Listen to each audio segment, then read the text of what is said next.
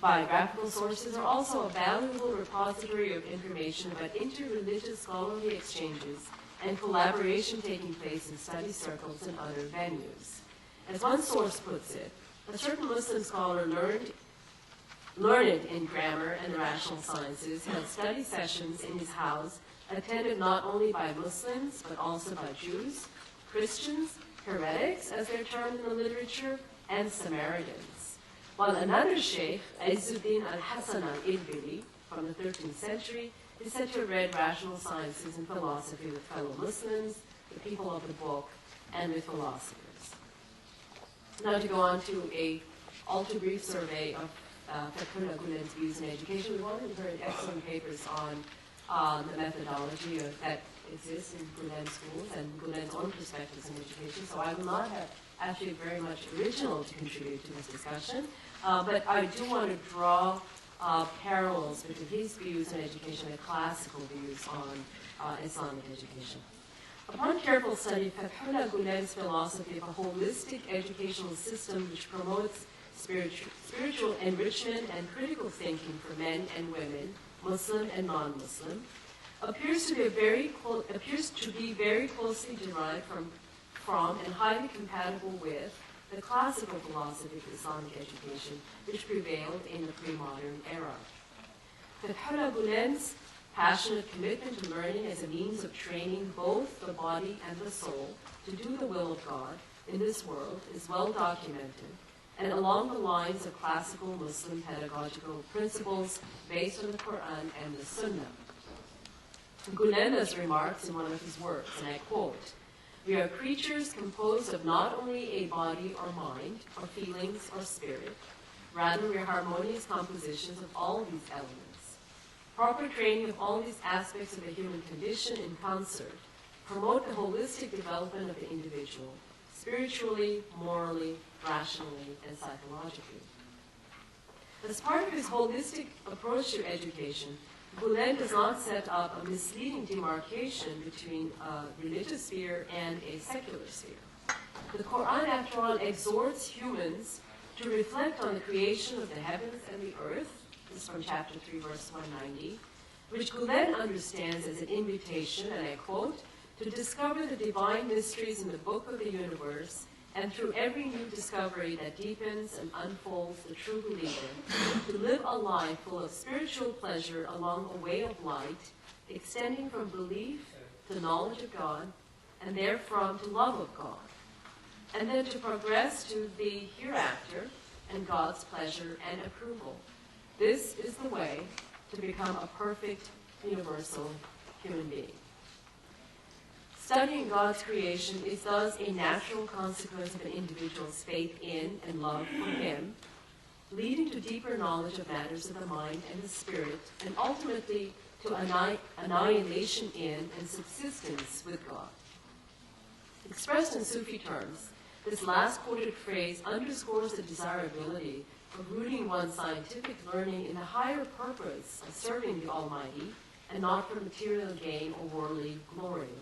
Service to God through one's work, hizmet, a term that we've heard many times already, particularly through teaching, is a central crucial tenet of Gülen's educational philosophy and has been taken to be indicative of worldly asceticism on his part. It should be noted, and has been noted already, that teachers in Gülen schools in highly secular countries such as Turkey and outside of Turkey do not currently overtly proclaim their adherence to Islam, nor teach the sciences from a religious perspective, since both might invite the disapproval of the authorities. Gülen suggests instead that it is enough to be a faithful Muslim while imparting secular knowledge because, and I quote, "knowledge itself becomes an Islamic value when it is imparted by teachers with Islamic values, and who can show students how to employ knowledge in a right and beneficial Islamic way." In a similar vein, Gülen emphasizes the importance of tamsil for his followers in general, that is, to represent the best of Islam through their personal behavior and interactions with others. Exemplary, loving conduct towards others is the best witness one can provide for one's moral integrity and fidelity to God. In addition to the sciences, Gülen also lays emphasis on a humanistic approach to education, which reflects earlier patterns of classical education in the Islamic world. Such a broad-based humanistic approach, according to Gülen, would include the inculcation of religious, ethical, and traditional cultural values, values which in their application are universal and broadly humanitarian. One should also not be severed from the history of one's community, whether as individuals or as nations, because a highly developed historical consciousness lends valuable contextualized perspective in one's contemporary life. Now to go into a brief discussion of the role of women and religious minorities within the Gülen movement and particularly educational views.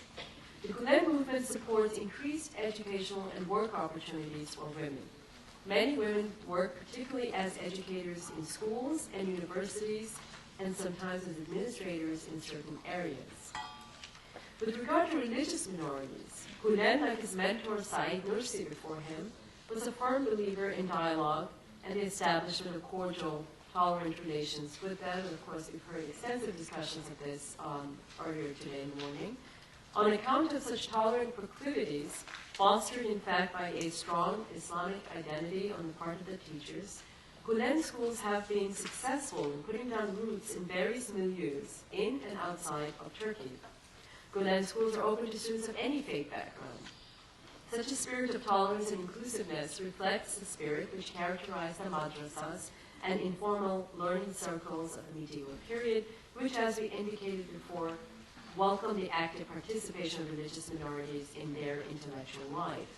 The interfaith academic milieu provided valuable opportunities for dialogue and friendly debate in medieval learning circles as it does now, or can now. In conclusion, then, the spread and success of the Gülen schools within and outside Turkey testifies to the efficacy of his educational philosophy, which lays equal stress on the inculcation of Islamic ethical values and a sound training in the secular sciences.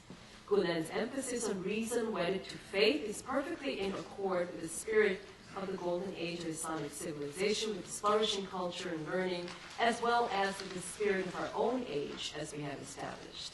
Madrasa reform in the wake of September 11th, in particular, is currently receiving serious attention in a number of Muslim countries, and its implementation has begun in earnest in several of them. In this context, the Gülen schools and their philosophy of education deserve closer attention, since they are worthy of emulation in the contemporary period. Thank you.